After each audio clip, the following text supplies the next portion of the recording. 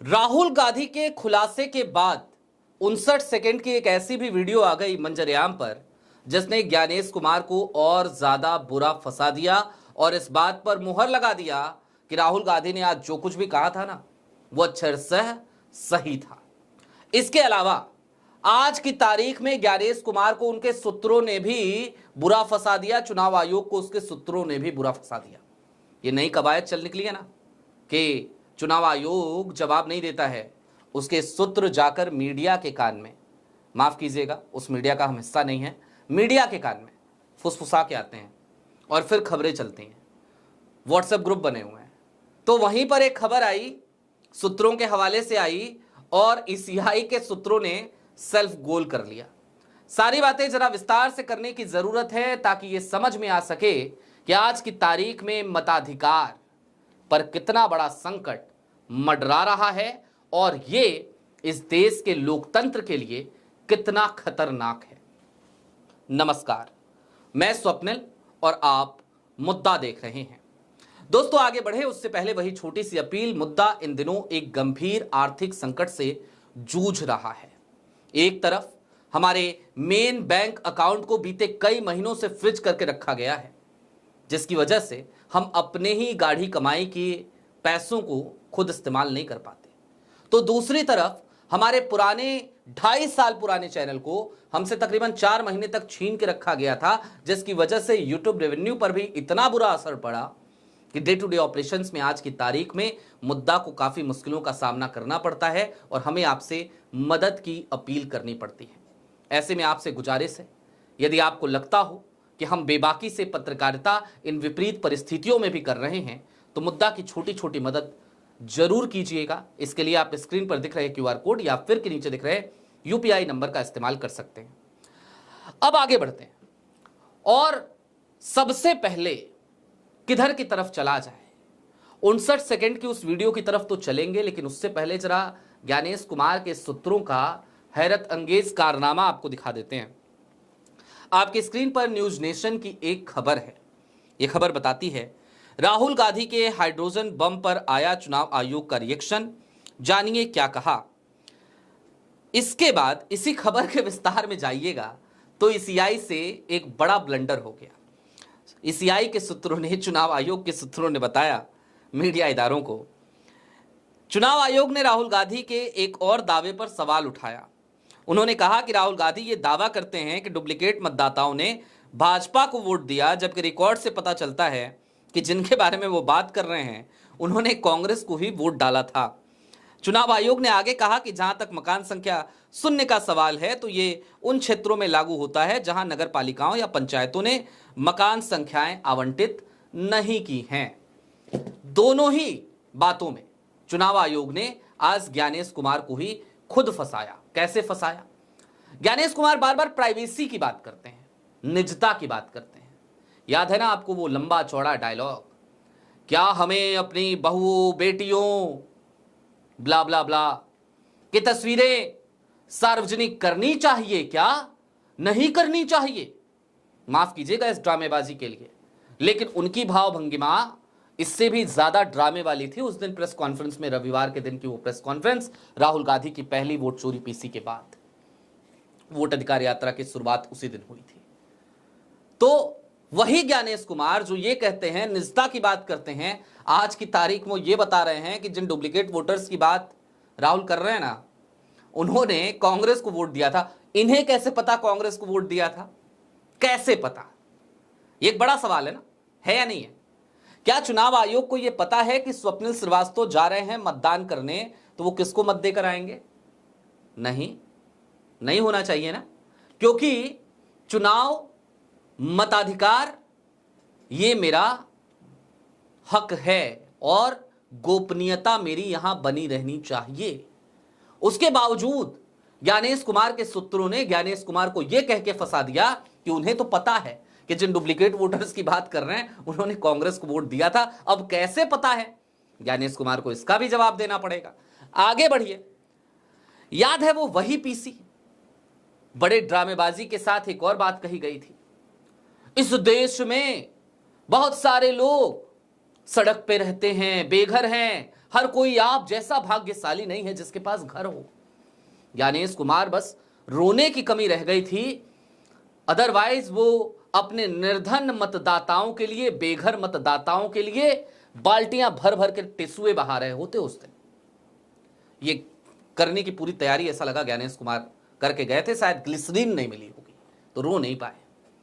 तो ज्ञानेश कुमार ने उस दिन ये सारी बातें कही थी कि वो बेघर। अब क्या कहा सूत्रों ने कहा नहीं नहीं, जहां पे मकानों की संख्या आवंटित नहीं की जाती है वहां पे ये मकान नंबर होते हैं। हालांकि अब एक बड़ा संशोधन और हो गया है, अगली जो वोटर लिस्ट आप देखेंगे उसमें मकान संख्या का जिक्र ही नहीं होगा।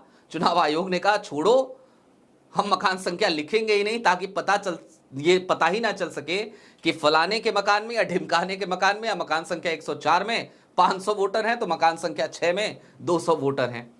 यह कारनामा चुनाव आयोग ने कर लिया है, खुद की तैयारी मजबूत कर ली है। खैर, अब आज जब राहुल गांधी ने प्रेस कॉन्फ्रेंस करी तो उसके बाद जिस 59 सेकंड की वीडियो की तरफ हम बार बार आपका ध्यान ले जाना चाह रहे हैं, अब उस तरफ बढ़ रहे हैं। तो राहुल गांधी ने एक पीसी करी और उस प्रेस कॉन्फ्रेंस में राहुल गांधी ने जो आज पीसी करी उसमें तमाम डुप्लीकेट वोटर्स दिखाए, एक ही चेहरा दिखाया। मसलन ब्राजील के एक फोटोग्राफर हैं मैथ्यूस फेरेरो, उनकी स्टॉक फोटो में किसी महिला मॉडल की फोटो थी, वो बिहार के हरियाणा के वोटर लिस्ट में पाई गई थी 22 जगहों पर। इसके अलावा एक दादी जी थी, 223 जगहों पे वो दिखी थी। तो अमित मालवीय लगे पेन लेकर के गुनागणित करने, कहने लगे दादी जी को 223 जगहों पे वोट देना होगा तो कैसे देंगी भैया। अभी उसका जवाब उसी 59 सेकंड की वीडियो में मिलेगा, कैसे दिया जाता है, वो भी वीडियो है, बहुत तगड़ा सबूत है आज। तो उन्होंने कहा कि कैसे देंगी भैया, अगर 223 जगहों पे एक ही दिन मतदान देना हो, सुबह 7 बजे से मतदान शुरू होता हो, शाम को 5 बजे तक खत्म होता हो, तो फिर भला कैसे दे पाएंगी। इसका मतलब तो हर 3 मिनट में एक वोट उनको डालना पड़ेगा। हमने कहा यार कैलकुलेशन बड़ा गजब किया अमित मालवीय। लेकिन हमें तभी संयोग से एक वीडियो मिली 59 सेकंड की हरियाणा के चुनाव की, और इस वीडियो ने पोल खोल के रख दी, पूरे सिस्टम को किस तरीके से उड़ाया गया है ना, ये वीडियो आपको बताएगी। आपके स्क्रीन पर अब जो वीडियो चल रही है इसको गौर से देखिए। इस वीडियो की आवाज हमने हटा दी है, लेकिन मैं आपको यह बता देता हूं आवाज हटाने के पीछे भी एक कारण था, वो भी अभी बताऊंगा। इस वीडियो में क्या चल रहा है इतना तो आपको दिख रहा है, पुलिस खड़ी है, धक्का मुक्की हो रही है, लोग आ रहे हैं अंदर, ये सब दिख रहा है ना। दरअसल ये जो दूसरे शख्स आपको चश्मे वाले दिख रहे हैं कोई और नहीं है, बल्कि ये हरियाणा के कांग्रेस विधायक गोकुल सेतिया हैं। गोकुल सेतिया हरियाणा विधानसभा चुनाव के दिन एक बूथ पर पहुंचे जब देर शाम, तो उन्होंने देखा कि मतदाता अभी तक, और फर्जी मतदाता जो उनकी नजर में आया, फर्जी मतदाता लाइन लगा के अंदर जा रहे हैं, लाइन लगा के अंदर जा रहे हैं। उन्होंने रोकने की कोशिश करी और उसमें पुलिस उनको घेर कर एक साइड में ले जाती है। हालांकि गोकुल सेतिया ने हार नहीं मानी, उन्होंने वो फर्जी मतदान नहीं होने दिया और नतीजतन गोकुल सेतिया चुनाव जीते भी हरियाणा के सिरसा से। लेकिन ये गोकुल सेतिया थे जो लड़े। कितने प्रत्याशी समय पे ऐसे पहुंच कर ये तमाम चीजें देख पाते होंगे, कितने प्रत्याशी इन चीजों पर एक्शन ले पाते होंगे, ये एक बड़ा सवाल है। अब अमित मालवीय का जो सवाल था 223 मत कैसे डाले उन दादी जी ने, हमने कभी नहीं कहा कि वो दादी जी ने 223 मत डाले, ये भी नहीं कहा कि ब्राजील वाली वो जो तस्वीर थी जिस मॉडल की उसने 22 वोट डाले ना। उसकी आइडेंटिटी पर किसी ने सीमा बन के वोट डाले, किसी ने सरस्वती बन के वोट डाले, किसी ने स्वीटी बनकर वोट डाला। उसी तरीके से इन दादी जी के भी 223 मतों पर इसी तरीके से वोट डाला गया और यही फर्जीवाड़ा है। इस फर्जीवाड़े के बाद कांग्रेस का तो आरोप है कि हरियाणा में सरकार बनी नहीं है भाजपा की, सरकार चोरी हुई है। और मैं फिर याद दिला दूं, हरियाणा में जब चुनाव चल रहे थे वहां की ग्राउंड रिपोर्ट जरूर यह बता रही थी कि कांग्रेस को एज है। हालांकि कांग्रेस की खुद की भी तमाम गलतियां वहां पर रही, कांग्रेस की खुद की गुटबाजियां, कांग्रेस के कुछ नेताओं का, चंद नेताओं का एक अहंकार, कांग्रेस के भीतर बैठे हुए तमाम स्लीपर सेल्स, टिकट बंटवारे में तमाम तरीके की धांधलियां, इन सब के बावजूद भी कांग्रेस वहां पर सरकार बना सकती थी। यह भी एक सच्चाई है, इस बात को भी नकारा नहीं जा सकता। लेकिन आज की तारीख में अब जरा खुद सोचिए, ये जो सबूत आपको हमने दिखाए, पहले तो ज्ञानेश कुमार के सूत्रों का, ज्ञानेश कुमार को ही, चुनाव आयोग को ही सेल्फ गोल कर जाना, और दूसरी तरफ 59 सेकंड की वो पुरानी वीडियो जिसने ये बता दिया कि भैया कैसे उस महिला ने 22 वोट डाले होंगे और कैसे उन दादी जी ने 223 वोट।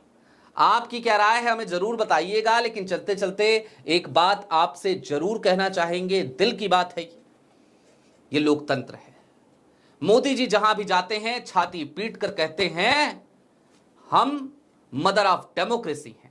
लेकिन मदर ऑफ डेमोक्रेसी में इस तरीके के कुकृत्य अगर हो रहे हों और उन कुकृत्यों पर इस देश के जिम्मेदार नागरिक आंखें मूंद कर ऐसे बैठ जाएं, तो यकीन मानिए लोकतंत्र के लिए सबसे बड़ा खतरा यही है। कल बिहार में मतदान है। बिहार के लोगों से खास तौर पर अपील है, आपको जागना होगा, आपको देखना होगा, अपने मतों की रक्षा आपको करनी होगी। भूल जाइए तमाम पॉलिटिकल पार्टीज को, भूल जाइए कांग्रेस को, भूल जाइए आरजेडी को। ये तमाम पार्टियां विपक्ष की संसाधन विहीन पार्टियां हैं। लेकिन हर आदमी यदि अपने आंख नाक कान खोल कर रखे, जो जिम्मेदार है और लोकतंत्र के प्रति समर्पित है, तो कल की तारीख में बिहार में आप इस तरीके के फर्जीवाड़े को होने से रोक सकते हैं। ये एक और अपील है मेरी। और चलते चलते फिर वही अपील, चैनल पे नए हो तो सब्सक्राइब करते हुए जाइएगा, सक्षम हो तो छोटी छोटी मदद मुद्दा की जरूर कीजिएगा। बहुत शुक्रिया।